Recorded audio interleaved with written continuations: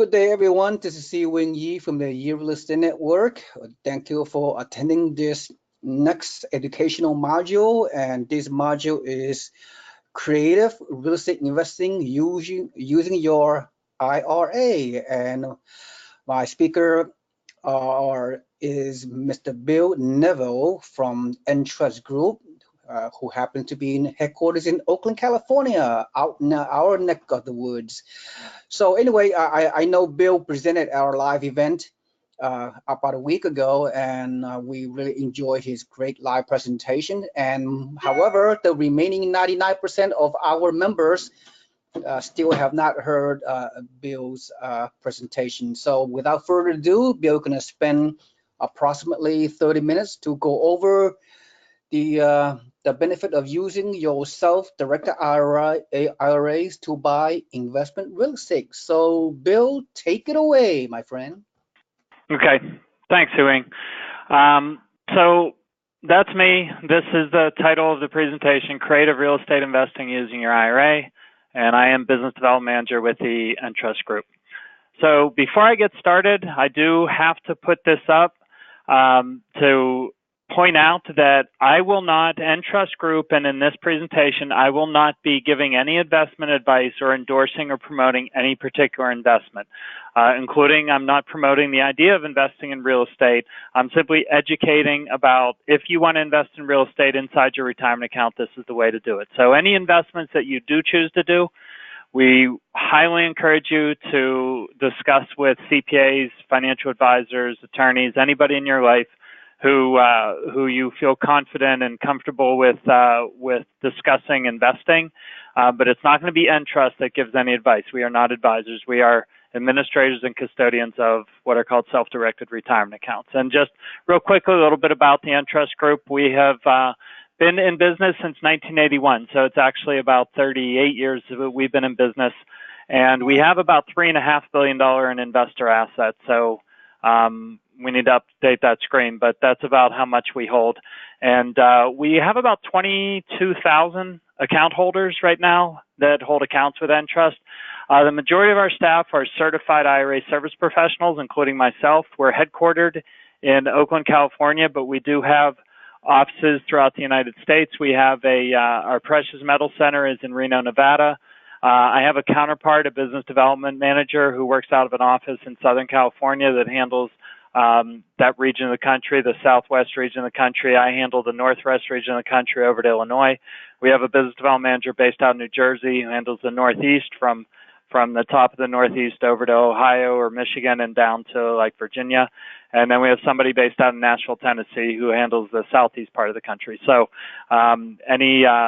anybody who is looking to open an account will have a business development manager assigned to them to be the single point of contact.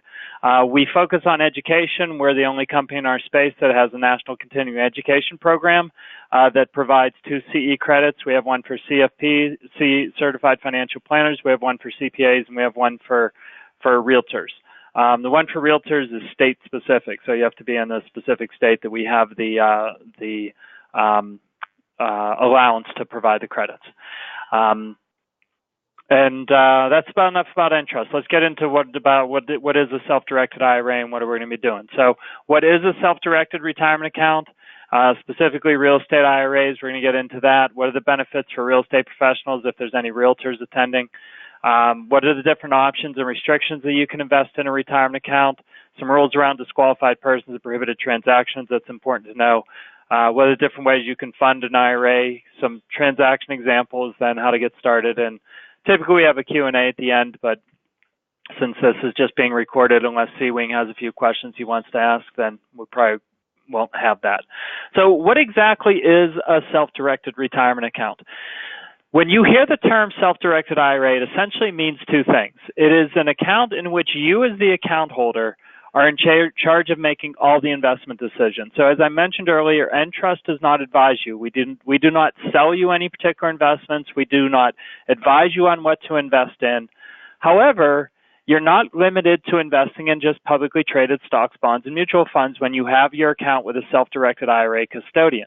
So you can invest in things outside of just the traditional stocks, bonds, and mutual funds. You can invest in things like real estate and precious metals and private placements and promissory notes, tax liens, trust deeds, pretty much anything that you want to invest in inside your retirement account.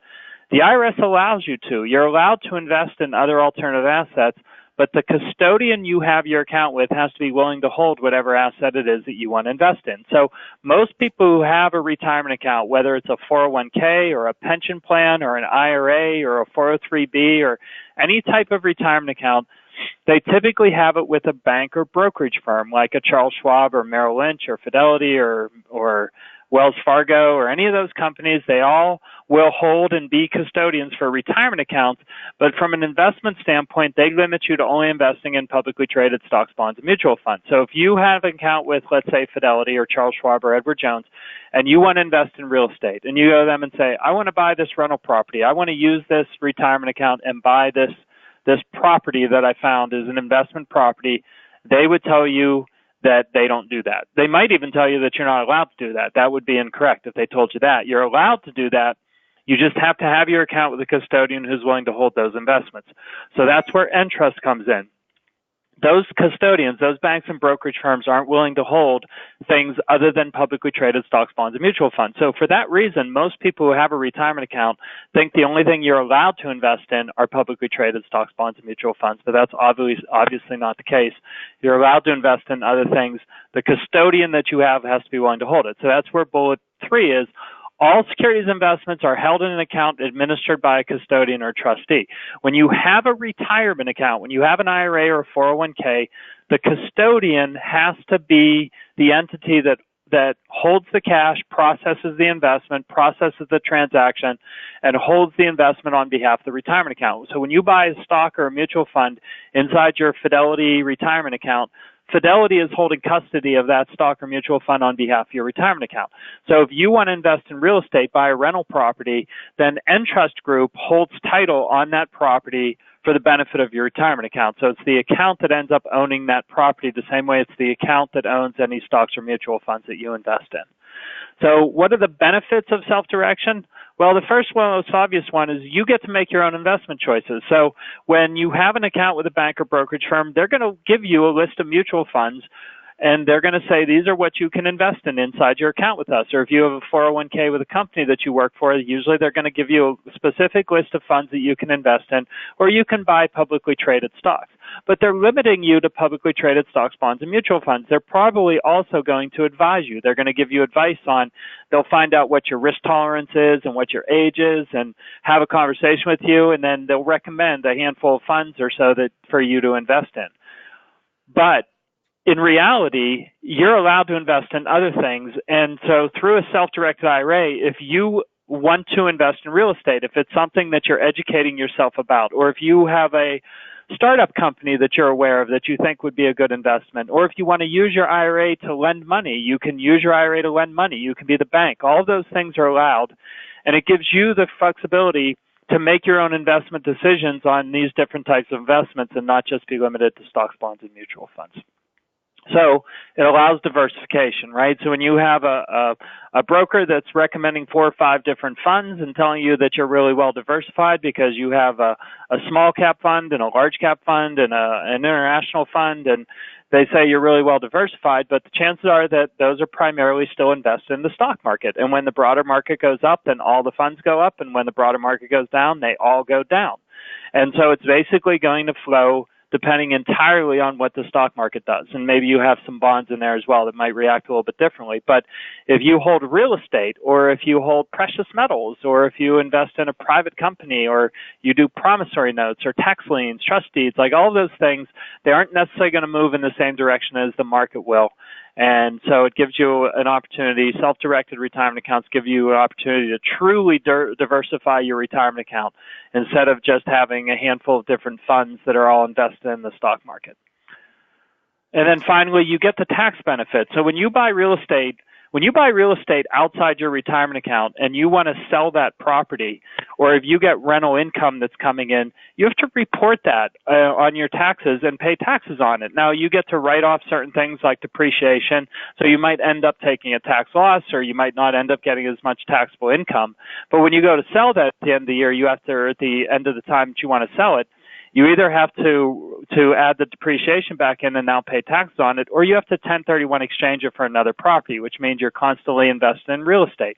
But within a retirement account, the example I gave you is if you own it personally. But within a retirement account, the account owns the property. So any revenue that's generated, any rental income gets paid into your retirement account. It doesn't get paid to you personally. It gets paid directly to the account. If you sell the property, it's the retirement account that sells the property. And since it's held inside a tax-sheltered vehicle, the retirement account itself, there is no need to do a 1031 exchange because you don't have to try and avoid capital gains tax. The fact that the property is held inside a retirement account means that it's already held inside a tax-sheltered vehicle. So you get to get the tax benefit of the fact that it's a retirement account that owns the investment that you hold. So what is a real estate IRA? It's very simply, it's an IRA that invests in real estate. So there isn't a type of IRA called real estate IRA, just as there isn't a type of IRA called a self-directed IRA. Self-directed is a description of the industry that we're in and the service that we provide that allows you to self-direct your account into whatever you want to invest in.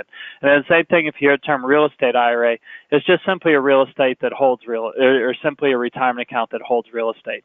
So when you open an account with us, you still have to choose a type of account. So you can either open a traditional IRA or a Roth IRA, or if you're self-employed or own a business, you can do a SEP, a simple, or an individual 401k. We have all of those accounts. We also hold health savings accounts and Coverdale educational savings accounts. So if you have an HSA, you have a high deductible health plan and an HSA that you're contributing to, you can self-direct that HSA as well. So if you want to invest the HSA in real estate or things like that, you would just open an account with Entrust, an HSA account with Entrust, transfer the money over to us, and then instruct us to make the investment. So when you if you decide that you want to invest in real estate or some other alternative asset, and you open an account with a company, with a self-directed company like Entrust, we're still going to ask you to choose a type of account. Again, self-directed is not a type of account. It's a description of the service we provide. So you can self-direct any of those accounts. You can self-direct a traditional, a Roth, SEP, simple, individual 401k, or like I said, a Coverdale educational savings account or a health savings account. So if there's any real estate professionals, any realtors who are watching this, some benefits that you particularly get in this, you get to invest in what you know invest. You can use your own IRA or your own 401k to invest in real estate. And since you make a career out of real estate, it would seem to make sense that you would want to invest in an asset class that you are most comfortable with instead of having some broker who's suggesting some mutual funds. This gives you the opportunity to invest in an asset class that you're most familiar with. As self-employed individuals, as independent contractors, you can take advantage of higher contributions. A SEP IRA or an individual 401k allows you to contribute up to $56,000 as a self-employed individual, depending upon your income. But it does give you the ability to make higher contributions than a traditional or Roth, where the contribution limit is $6,000 or $7,000 if you're 50 or older. And then as people selling real estate, knowledge about self-directed IRAs is an opportunity for you to grow your business even more. There is currently over $7 trillion in IRAs, and real estate is the ` investment in self-directed retirement accounts. Of that $7 trillion, only about 3% of that is currently held in self-directed accounts, which means 97% of that money is either in stocks, bonds, and mutual funds, or it's in cash. There's a pretty significant amount of that, probably 10, 15% of that is currently in cash inside retirement accounts.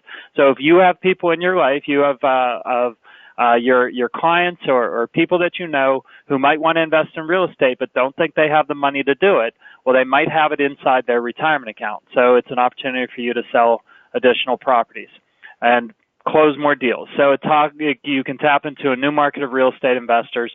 Separate yourself from the competition. Not a lot of, although I try and get in front of as many realtors' offices as I can to present this, there's still a significant percentage of the realtor population that has no idea about self-directed IRAs that you can invest in real estate. So if you have a property that you think would particularly make a particularly good investment property, and you start promoting the idea to other people that they can do it inside a retirement account, you're going to have a lot of people in your industry that actually don't know about that and can't do it. So you can separate yourself from your competitors, and obviously offer additional value to your clients that some of the other realtors in your space aren't doing because they're not aware of it.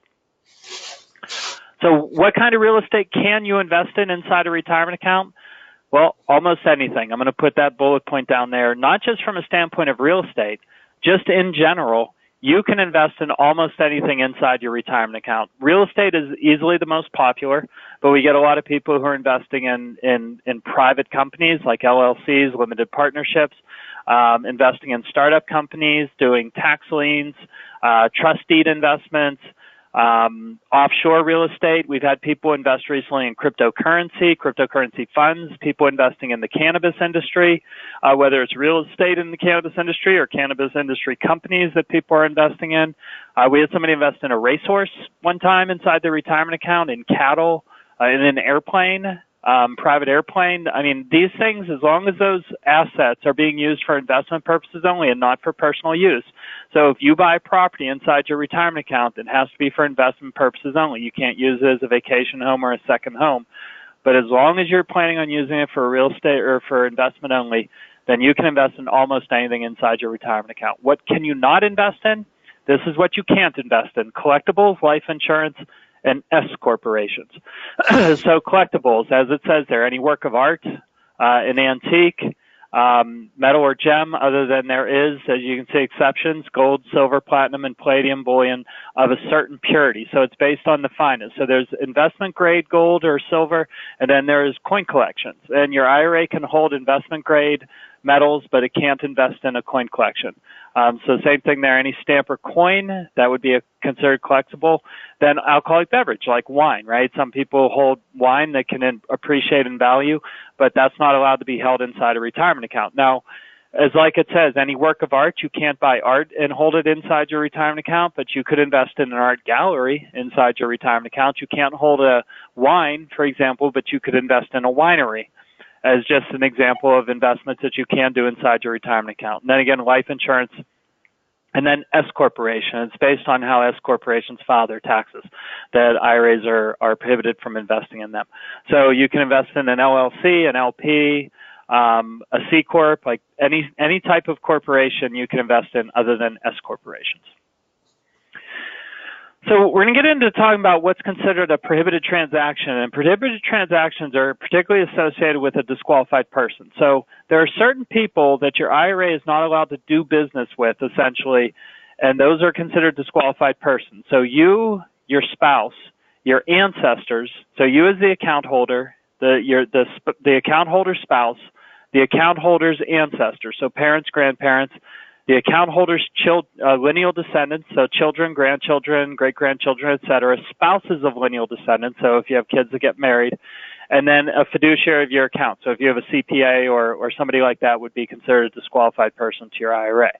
So what does that mean is that your IRA can't engage in what's called a prohibited transaction, which is improper use of your IRA plan by you or any disqualified person. So we gave some examples of what those are. So your IRA can't borrow money from a disqualified person. Your IRA can borrow money, and we'll get into that, but it can't borrow money from, so you as the account holder can't loan your IRA money. Your spouse can't loan your IRA money. Your parents, your kids are not allowed to lend money to your retirement account because they are disqualified persons to your IRA.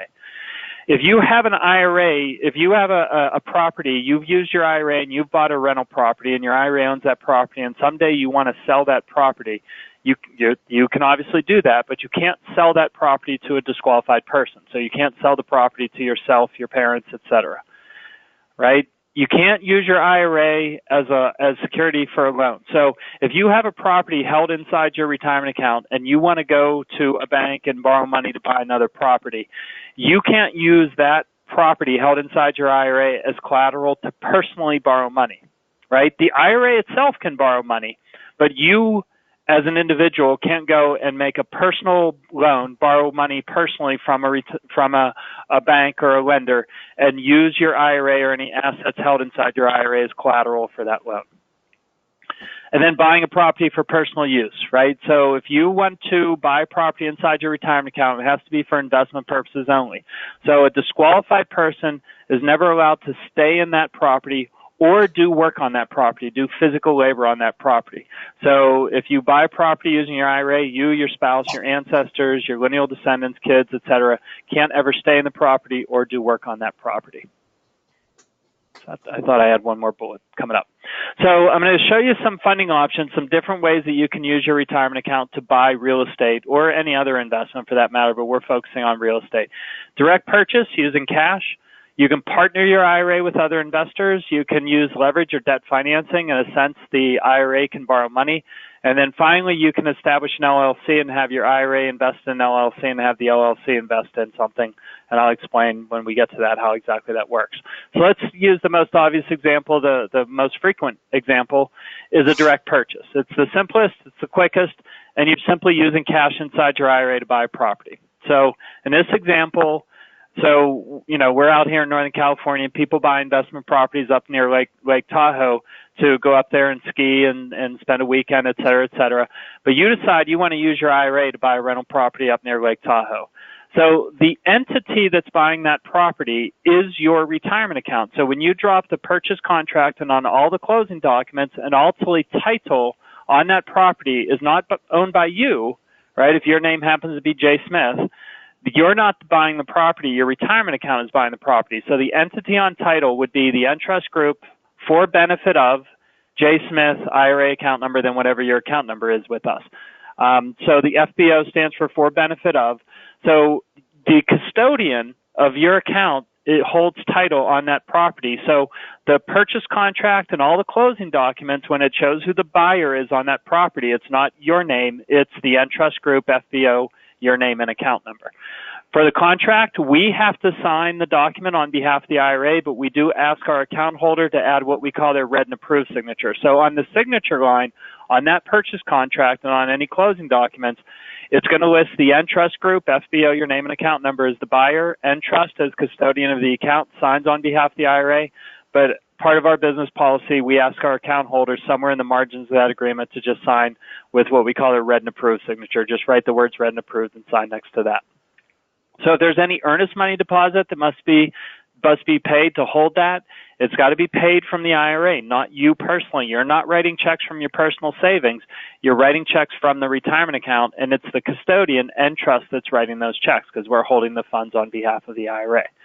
And then if it's rented out, all the rents get paid into the retirement account. So the tenant makes the check out to the Entrust Group, FBO, your name and account number, sends it to us.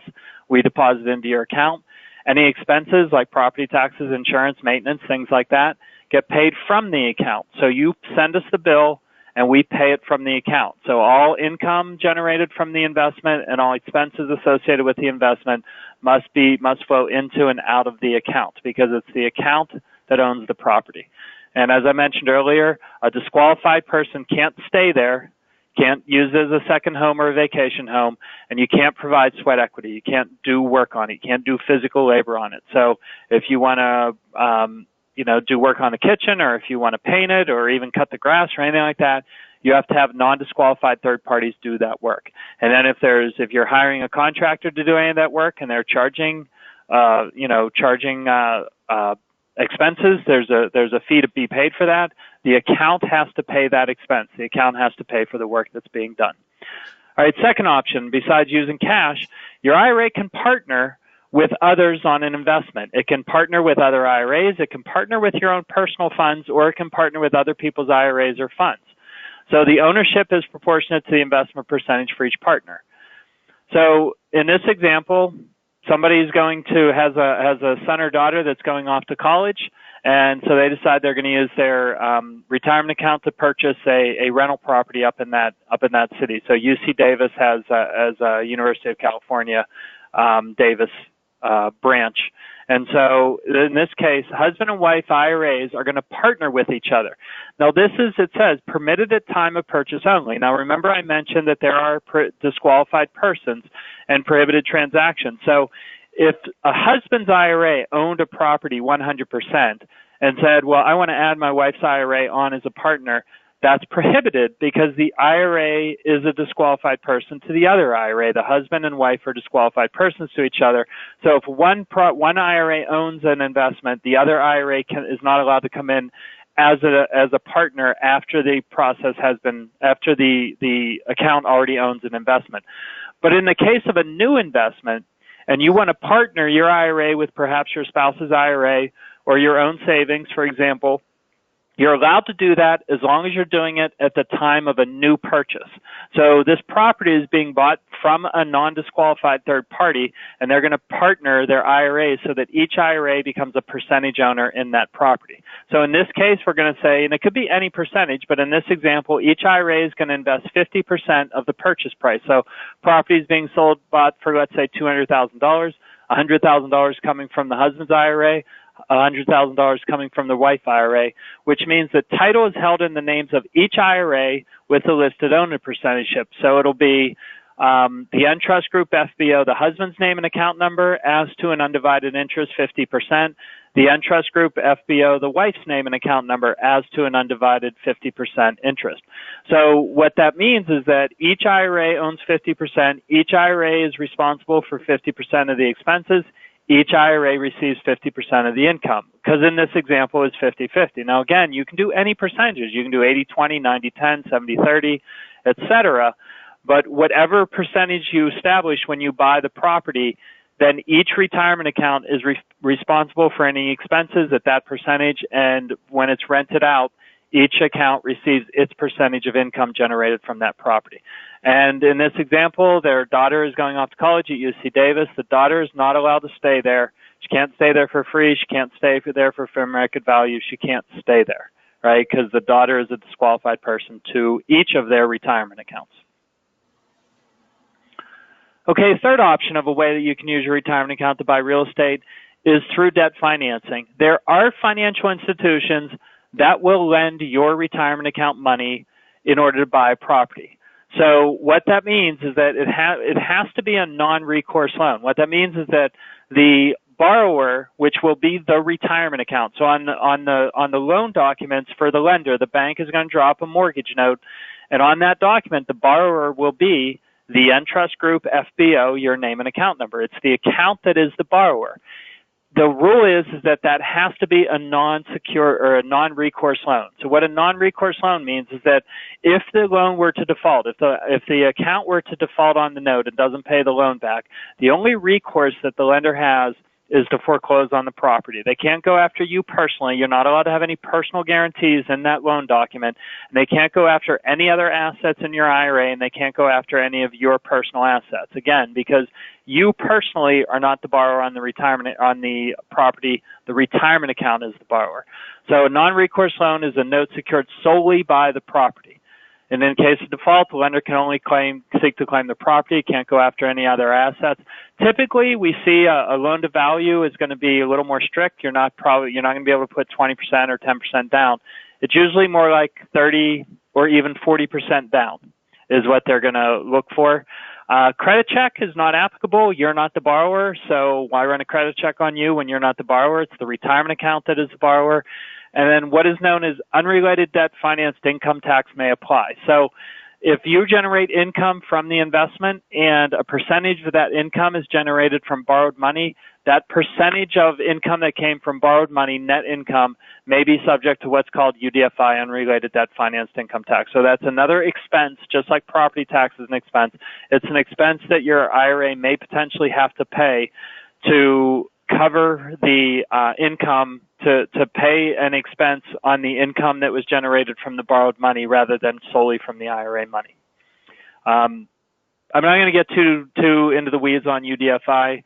You can research it, and if you have questions about it, then you'll have my contact info at the end of this. We can have a conversation about how exactly that's calculated. Then the final way that somebody can use their funding option is through a single member LLC. And this, in this example, if you ever hear the term, if you are gonna, after watching this webinar, you decide to do some research and you hear the term checkbook IRA or checkbook control IRA, this is what they're referring to. They're referring to using an LLC owned by your retirement account as a pass-through entity to give you checkbook control, right? So in this case, instead of your IRA investing directly in a property, you establish an LLC where you name the IRA, again, the Entrust Group, FBO, your name and account number, as the member, the sole member of the LLC. And instead of having your IRA invest directly in a property, like all these examples I gave you, the partnering, the buying with cash, the leveraging, all assumes that the IRA is going to hold title on the property. But you're not required to do it necessarily directly from an IRA. You can establish an LLC where you name the IRA as a member and have your IRA invest in the shares or the ownership of that LLC. And then you can name yourself as the responsible party or the manager of the LLC. And as manager of the LLC, you establish the LLC, you establish the bank account for the LLC, you then instruct Entrust to invest the money from your retirement account into that LLC, and then we send the money to the bank account that you've established. And now as manager of the LLC, you now have checkbook control over that fund. So if you're going to go buy a property, it's no longer the IRA, it's no longer the Entrust Group, FBO, your name and account number that's going to be on title on that property. It's the LLC that's going to hold title on that property. So the LLC essentially becomes a pass-through entity that gives you checkbook control over the funds. Right? The IRA invests in the LLC invests the property. The rental income that's generated from it gets paid back to the LLC. Any expenses like property taxes, insurance gets paid from the LLC. But again, the IRA owns the LLC. So at some point, if you want to take a withdrawal of that, so if you're generating rental income and you want to withdraw that money as personal income, you want to make a withdrawal, then the money has to go from the LLC back to the IRA, and then you take a withdrawal from the IRA. Because again, it's the IRA that owns the LLC, not you. You can't take a withdrawal directly from the LLC. You also can't pay yourself any kind of management fee.